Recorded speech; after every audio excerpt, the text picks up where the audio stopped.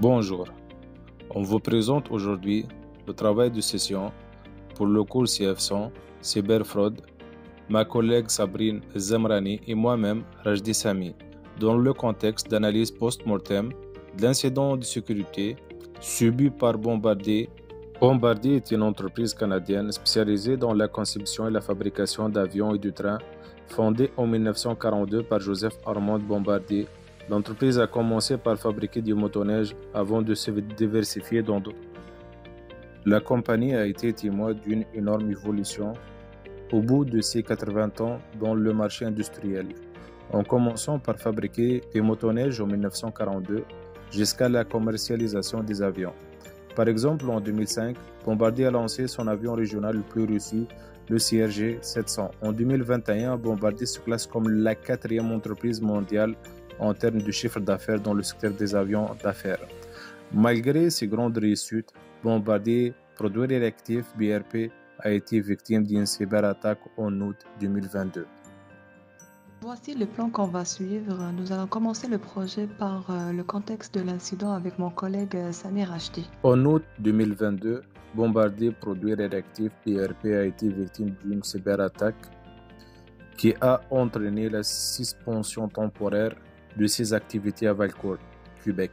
Selon la page Facebook de Hackfest, le groupe RansomX, qui serait derrière la cyberattaque, aurait diffusé plus de 29,30 gigaoctets de données en ligne. Les causes précises de l'incident n'ont pas été divulguées publiquement par BRP, mais il a été rapporté que des informations telles que des passeports, des contrats, des accords de confidentialité ont été volés. BRP a repris certaines activités de production après plusieurs jours de l'attaque d'une façon progressive. Maintenant, on va analyser l'incident en décrivant les vulnérabilités ciblées et les impacts sur les actifs des victimes. Les pirates ont effectué leur attaque par la ransomware RansomX qui crypte les fichiers et modifie leur nom en ajoutant une certaine extension. Les victimes de l'attaque RansomX sont invitées à écrire un courriel à l'adresse fournie comme nous montre la figure suivante. Il n'y a pas d'outil tierce qui est capable de décrypter les fichiers cryptés par l'une ou l'autre variante de rançon logiciel. Le fichier déjà crypté reste crypté même après la désinstallation de rançon logiciel. BRP a engagé des professionnels de la cybersécurité et de la police scientifique pour enquêter sur l'incident et il a été confirmé que les contrôles de sécurité de l'entreprise ont été efficaces pour limiter la portée et l'étendue de l'incident. BRP estime que l'impact de la cyberattaque a été limité à système interne. Cependant, sur le site du cybercriminel, il affirme que les documents confidentiels proviennent des ordinateurs de plusieurs employés. L'incident est survenu lorsqu'une personne non autorisée a pu extraire des données. Selon le journal de Montréal, l'incident est causé par une faille dans une application de transfert de fichiers d'un tiers qui s'exécutait sur des serveurs spécialisés isolés du principal réseau TI de Bombardier. Les détails exacts des vulnérabilités ciblées dans les cyberattaques contre Bombardier ne sont pas encore connus publiquement, car l'entreprise a déclaré qu'elle ne divulguerait pas d'informations spécifiques sur l'attaque pour des raisons de sécurité. Cependant, les cybercriminels peuvent exploiter diverses vulnérabilités pour mener ce type d'attaque. On peut citer les vulnérabilités humaines et les négligences, comme le manque de formation des employés en matière de sécurité informatique.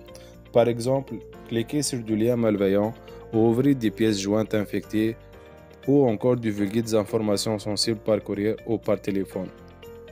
Aussi, les vulnérabilités de logiciels sont des failles dans les programmes informatiques qui permettent aux cybercriminels d'accéder aux systèmes ciblés. Entre-temps, les logiciels obsolètes ou non mis à jour sont particulièrement vulnérables aux attaques 0D.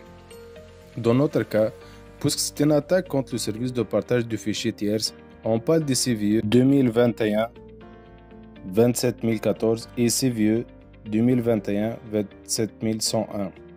Aussi, on peut citer les vulnérabilités de réseau qui peuvent être exploitées via des attaques de phishing, de logiciels malveillants et des attaques de déni de service. Aussi, les vulnérabilités des applications web qui peuvent être exploitées pour accéder à des données sensibles ou pour lancer des attaques de déni de service. Dans le slide suivant, on établit les impacts sur l'entreprise. Selon BRP, l'impact financier de l'incident a été limité, mais il est probable que le coût associé à l'enquête, à la résolution de l'incident la mise en place de mesures de sécurité supplémentaires auront un impact sur les résultats financiers de l'entreprise à court terme. À l'ouverture des marchés, juste après l'incident, les valeurs des actions passant de 95,05 $ américains à 93,36 $ américains.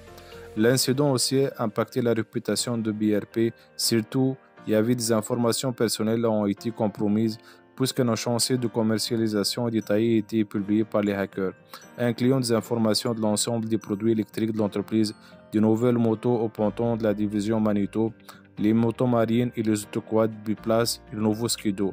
La fuite contient aussi des informations destinées au gouvernement, ainsi des informations d'employés environ 130 qui se trouvent à Costa Rica, des clients et des fournisseurs à vie compromise. L'entreprise a notamment confirmé que les 1500 employés en congé forcé pendant cette période ont été payés. BRP a affirmé que les PC, les ordinateurs portables et les autres outils informatiques sont inaccessibles jusqu'à nouvel ordre. BRP a contacté en privé les personnes touchées pour garder leur sécurité physique et morale. Les détails exacts de vulnérabilité ciblée dans l'attaque de Bombardier ne sont pas encore connus publiquement, car l'entreprise a déclaré qu'elle ne divulguerait pas d'informations spécifiques sur l'attaque pour des raisons de sécurité. Et maintenant, ma collègue Sabrine va vous présenter les pistes de solutions. Nous avons plusieurs pistes de solutions, par exemple, investir dans des technologies de sécurité avancées telles que les pare-feux, les systèmes de détection et de prévention, les antivirus ou bien les gestionnaires de mots de passe. Aussi former le personnel à la sécurité informatique, par exemple les sensibiliser aux menaces de sécurité et leur apprendre à détecter et à signaler les activités suspectes.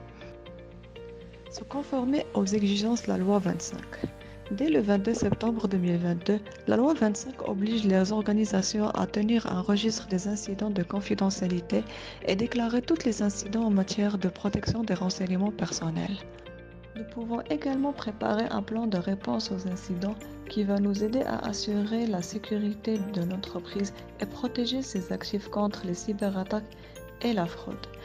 Avec la procédure de gestion des crises, ça aide beaucoup à éviter la panique et contribuer à l'efficacité des interventions par la définition des rôles et la responsabilité.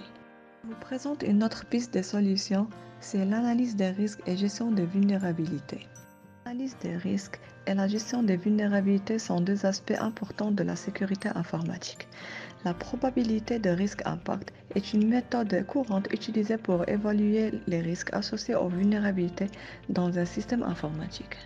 La gestion des vulnérabilités consiste à identifier les vulnérabilités potentielles dans un système informatique, à évaluer les risques associés et à mettre en place des mesures pour réduire ces risques. L'incident souligne l'importance de la cybersécurité pour les entreprises de toute taille.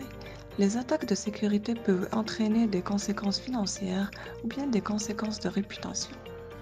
Et les entreprises doivent prendre des mesures proactives pour se protéger contre les menaces de sécurité. Les entreprises doivent investir dans des technologies de sécurité avancées, former leur personnel à la sécurité informatique et mettre en place des plans de réponse aux incidents pour minimiser les impacts en cas d'attaque. En résumé, l'incident de sécurité subi par BRP en août 2022 a eu un impact significatif sur l'entreprise en termes de perturbation de la production, de coûts financiers ou bien de réputation. Il est important pour BRP et d'autres entreprises de tirer des leçons de cet incident et de renforcer leur sécurité pour éviter de telles attaques à l'avenir. Pour plus d'informations, je vous invite à consulter les ressources suivantes.